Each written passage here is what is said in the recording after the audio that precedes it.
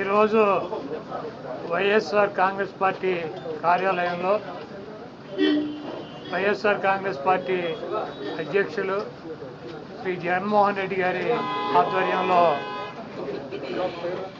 175 నియోజకవర్గాల్లో పోటీ చేసినటువంటి అభ్యర్థులతో సమావేశం ఏర్పాటు చేయడం జరిగింది. ఈ సమావేశంలో జగన్మోహన్ రెడ్డి గారు కొన్ని నిర్ణయాలు తీసుకుని మనకి 1,33,00,000 మంది ఓటు వేశారు. అదేవిధంగా పార్టీ కోసం గ్రామ స్థాయిలో కానీ, వార్డు స్థాయిలో కానీ, విలేజ్ స్థాయిలో కానీ నాయకులు, కార్యకర్తలు అనేక వేల మంది, లక్షల మంది పనిచేశారు. వాళ్ళందరినీ కూడా కాపాడుకోవాల్సినటువంటి బాధ్యత మందే.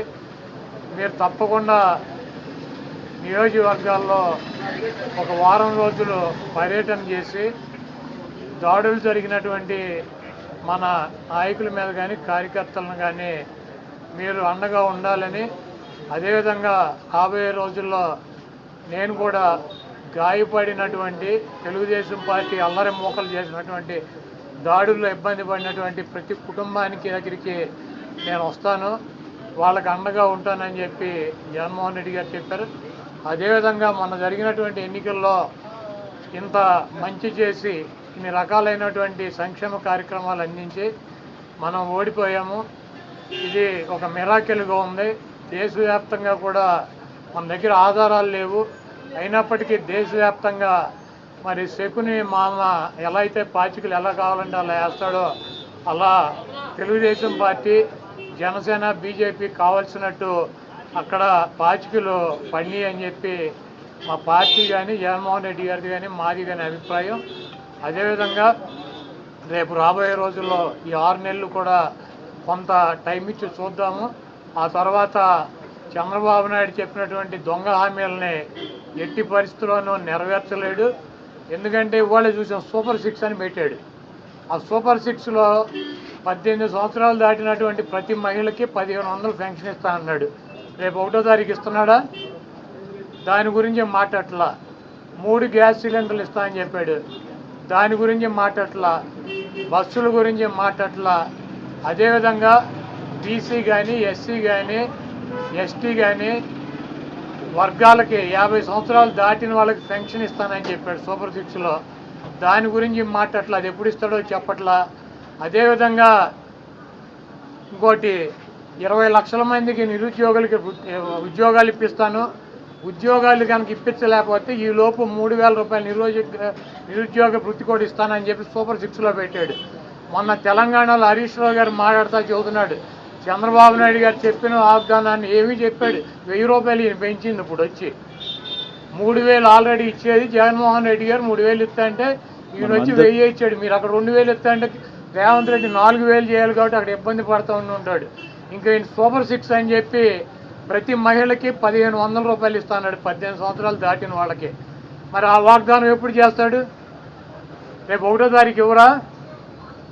కాబట్టి తెలుగుదేశం పార్టీ ఆయన ఇచ్చినటువంటి వాగ్దానాలను, చంద్రబాబు నాయుడు చేసినటువంటి వాగ్దానాలని పక్కదారి పట్టించడానికి ఊరికినే మొన్నేమో పోలవరం వెళ్ళి వచ్చాడు సోమవారం, మళ్ళీ గురువారం ఏమో అమరావతి వెళ్ళి వచ్చి అక్కడ ఎన్ని తిరిగి ఈయన కాలక్షేపం కబుర్లు, కాలక్షేపం మాటలు, ఊరికినే ఆయన వెళ్ళి అటు ఇటు తిరిగి రావటం తప్పించి ఎప్పుడు నువ్వు సూపర్ 6 అమలు చేస్తున్నావో స్పష్టంగా చెప్పాలని చెప్పి మేము డిమాండ్ చేస్తున్నాం.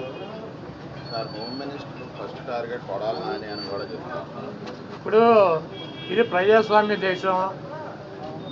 ఎవరిని టార్గెట్ చేసుకున్నప్పుడు నేను పోయినంత మాత్రాన నన్ను టార్గెట్ చేస్తే వైఎస్ఆర్ కాంగ్రెస్ పార్టీ ఏం ఆగదు. జగన్మోహన్ రెడ్డి గారు ఇంటికి కూడా వీళ్ళు ఏం పీకలేరు.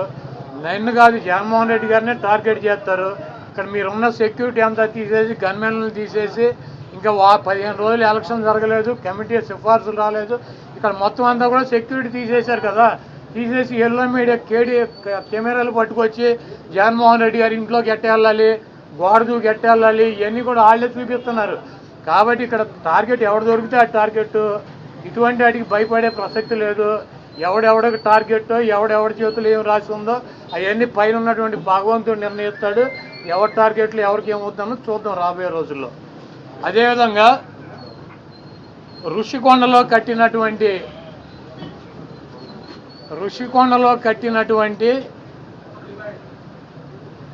పర్యాటక కేంద్రంలో కట్టినటువంటి భవనాలనే ఈ సిగ్గు ఎగ్గు లేనటువంటి తెలుగుదేశం పార్టీ, ఈ సిగ్గు ఎగ్గు లేనటువంటి ఎల్లో మీడియా అది జగన్మోహన్ రెడ్డి గారి నివాసం అని చెప్పి చూపిస్తున్నారు 3 రోజుల నుంచి. వెళ్ళి జగన్మోహన్ రెడ్డి గారు అక్కడ నివాసం ఉన్నాడా? జగన్మోహన్ రెడ్డి గారు 2014 నుంచి 19 దాకా ప్రతిపక్ష నాయకుడిగా ఉన్నాడు. ఆయన కార్యాలయం లోటస్ పాండ్, ఇల్లు లోటస్ పాండ్. ఆయన లోటస్ పాండ్ హైదరాబాద్ నుంచే ప్రతిపక్ష నాయకుడికి ఉన్న 5 సంవత్సరాలు నడిపాడు. ముఖ్యమంత్రి అయిన తర్వాత 5 సంవత్సరాలు ఈ తాడేపల్లిలో ఉన్నటువంటి ఇల్లు క్యాంప్ ఆఫీస్ ఇక్కడి నుంచే నడిపాడు ఆయన కార్యాలయాన్ని కానీ ఇంటిని కానీ. జగన్మోహన్ రెడ్డి గారి రక్తంలో లేదు. ప్రభుత్వం కట్టించినటువంటి ఇళ్లలో ఉండటం కానీ, ప్రభుత్వం కట్టించినటువంటి గెస్ట్ హౌస్లో ఉండేటువంటి కర్మ జగన్మోహన్ రెడ్డి గారికి పట్టల. జగన్మోహన్ రెడ్డి గారు వైజాగ్లో సొంత ఇల్లు కట్టుకున్నాక అక్కడ షిఫ్ట్ అవుతాడు. అంతేగాని టూరిజం ప్లేస్లో కట్టినటువంటి ఆ హౌస్లో జగన్మోహన్ రెడ్డి గారు వెళ్తాడని చెప్పి ఎవడు చెప్పాడు వీళ్ళకి, వెధవులకే? అది జగన్మోహన్ రెడ్డి గారి కోసం కట్టించుకున్నటువంటి ఇల్లు అని చెప్పి రకరకాలైనటువంటి కథనాలు రాస్తున్నారు. అది ఒక అంతర్జాతీయ రాజధానిగా తీర్చిదిద్దాలన్నదే వైఎస్ఆర్ కాంగ్రెస్ పార్టీ లక్ష్యం. దాన్ని రాజధాని చేయాలన్నదే ఆ రోజు నిర్ణయించుకున్నాం. కాబట్టి అక్కడ ఇంటర్నేషనల్ సెమినార్లు జరుగుతున్నాయి. అనేక మంది ఇంటర్నేషనల్ సంబంధించినటువంటి దేశ విదేశాల నుంచి అనేక మంది పారిశ్రామికవేత్తలు వస్తున్నారు. కనీసం వాళ్ళకి సౌకర్యం ఉండటానికి అవకాశం లేనటువంటి పరిస్థితి ఉంది. కాబట్టి ఉత్తరాంధ్రలో ఉద్దానంలో దాదాపు 700 కోట్ల రూపాయలు పెట్టి హాస్పిటల్ కట్టించారు కిడ్నీ పేషెంట్ల కోసం అని చెప్పి. అదేవిధంగా విజయనగరం కావచ్చు, లేదా పార్వతీపురం కావచ్చు, ఉత్తరాంధ్రలోనే 650 కోట్ల రూపాయలు పెట్టి ఒక్కొక్క మెడికల్ కాలేజీ కట్టించారు. అదేవిధంగా టూరిజం ప్లేస్లో అంతర్జాతీయ సంస్థలు కానీ వ్యక్తులు కానీ వచ్చినప్పుడు అక్కడ ఒక విధి ఉండాలని చెప్పి ఒక మంచి భవనాన్ని నిర్మిస్తే 7 బిల్డింగులు అయ్యి, ఒక బిల్డింగ్ కాదు 7 బిల్డింగుల్లో జగన్మోహన్ రెడ్డి గారు ఉండరు. 7 బిల్డింగులు కట్టారు. ఆ 7 బిల్డింగుల్లో 7 బ్లాకుల్ని చూపించేది జగన్మోహన్ రెడ్డి గారు 450 కోట్ల రూపాయలు పెట్టి ఇల్లు కట్టుకున్నారని చెప్పి ఈ దుర్మార్గమైనటువంటి ప్రచారం చేస్తున్నారు. ఇవన్నీ కూడా ప్రజలు గమనిస్తారు. చంద్రబాబు నాయుడుకి ఇచ్చినటువంటి వాగ్దానాలు నెరవేర్చలేక నీకు సూపర్ 6లో పెట్టినటువంటి వాగ్దానం 1500 రూపాయలు ఇస్తానని చెప్పావా, చెప్పలేదా? 18 సంవత్సరాలు దాటిన వాళ్ళకి రేపు 1వ తారీఖు నీకు దమ్ముంటే 20 లక్షల మంది నిరుద్యోగులకు 3000 ఇస్తానని చెప్పావా లేదా? దాని గురించి చెప్పండి. నువ్వు దొంగ వాగ్దానాలు చేసి అధికారంలోకి వచ్చావు. నువ్వు దాని గురించి మాట్లాడండి ముందు.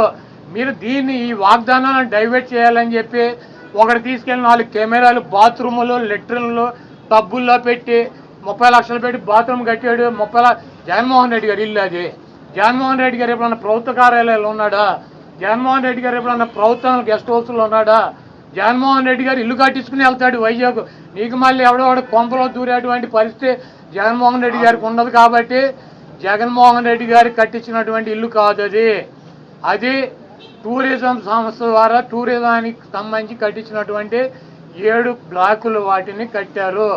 వాటికి 400 కోట్ల రూపాయలు ఖర్చు పెట్టి అంతర్జాతీయ సెమినార్లు పెట్టినప్పుడు రాష్ట్రపతితో ప్రధానమంత్రి ఈ రాష్ట్రానికి రాజధాని కాబట్టి అది విఐపీలు వచ్చినప్పుడు అక్కడ వసతి గృహాలు ఉండాలని చెప్పి వాటిని అంతర్జాతీయ స్థాయిలో నిర్మించారు తప్పించి అది జగన్మోహన్ రెడ్డి గారి కోసం కట్టినటువంటి ఇల్లు కాదు. ఫర్నిచర్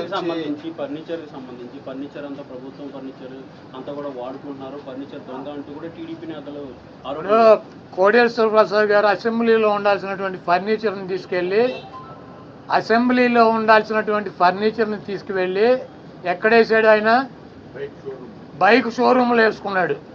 అసెంబ్లీలో ఉండాల్సినటువంటి ఫర్నిచర్ బైక్ షోరూమ్లో వేసుకుంటే వాడిని దొంగ అంటారు. సీఎం క్యాంపు కార్యాలయానికి ప్రభుత్వం వచ్చినటువంటి విజిటర్స్ కోసం ఒక కార్యాలయం సీఎం జగన్మోహన్ రెడ్డి గారి కార్యాలయం అయితే ఒక 10 మంది 20 మంది కూర్చుంటాకుంటుంది. ఒక ముఖ్యమంత్రి కార్యాలయం కాబట్టి అక్కడ అదనపు వసతులు కావాలని చెప్పి ప్రభుత్వం కల్పిస్తుంది. ముష్టి పట్టుకుపోతే పట్టుకుపోండి, లేకపోతే డబ్బు విలువ చెప్తే కడతామని ఫస్ట్ రోజు చెప్పాం. దీని గురించి ఏమైనా రాద్దాం కావాలంటే పట్టుకుపోండి. తొక్కలో ఫర్నిచరు ఎంత అది ముష్టి ఫర్నిచర్ ఎంత ఉంటుంది? కావాలండి పట్టురండి, మేము షోరూమ్లో వేసుకున్నాం, తీసుకెళ్ళి మా సాక్షి ఆఫీసులో వేసామా? కాదు, మాకు క్యాంప్ ఆఫీసులో పెట్టినటువంటి ఫర్నిచర్ని తీసుకెళ్ళి సాక్షి ఆఫీసులో వేసుకున్నామా? దొంగ అంటే అసెంబ్లీలో ఉండాల్సినటువంటి ఫర్నిచర్ని తీసుకుని బైక్ షోరూమ్, నీ సొంత షోరూమ్లో వేసుకుంటే వాడిని దొంగ అంటారు. అంతేగాని క్యాంప్ ఆఫీసులో ఇచ్చినటువంటి ఫర్నిచర్ క్యాంప్ ఆఫీసులో ఉంటే దానికి కావాలంటే డబ్బు కడతాం, లేదంటే ఫర్నిచర్ తీసుకుపోమని చెప్పాం. దానికి దొంగ ఇవన్నీ పనికిరాని మాటలు. ఋషికొండ ఫర్నిచరు, దాడులు, కొడాల నాని టార్గెట్, జగన్మోహన్ రెడ్డి టార్గెట్, ఇక్కడ పోలీసులు తీసాం, ఇవన్నీ సొల్లు పురాణం. మీ చేతనేం చేసుకోండి, నో ప్రాబ్లం. మీరు సూపర్ 6లో పెట్టినటువంటి వాగ్దానాలనే మీరు ఎప్పుడు అమలు చేస్తున్నారో చెప్పాలి. జగన్మోహన్ రెడ్డి గారు తరఫున మేము అడుగుతున్నాం, వైఎస్ఆర్ కాంగ్రెస్ పార్టీ తరఫున. చంద్రబాబు నాయుడు అమలు చేసే బాధ్యత నాదని చెప్పి పవన్ కళ్యాణ్ గారు కూడా చెప్పాడు. కాబట్టి ఇవన్నీ సొల్లు పురాణాలు వద్దు, మీరు చేతనేం చేసుకోండి, నో ప్రాబ్లం. మీరు ఎవరిని చంపేయాలో చంపేయండి, ఎవరిని కొట్టాలని ఉన్నారు కొట్టండి, ఏం చేయాలని ఉన్నారు చేసుకోండి. మీరు సూపర్ 6లో ఇచ్చినటువంటి వాగ్దానాలనే 1వ తారీఖు నుంచి 4000 పెన్షన్తో పాటు అమలు చేస్తున్నారా లేదా, దీనికి స్పష్టంగా సమాధానం చెప్పండి. సార్, జగన్ గారి యాత్ర ఎప్పటి నుండి స్టార్ట్ అయ్యే అవకాశం ఉందండి? దాడులకు గురైన వాళ్ళు సుమారుగా అంటే పలానా టైం అని అనుకోలేదు, ముందు మమ్మల్ని వెళ్ళమన్నారు, తర్వాత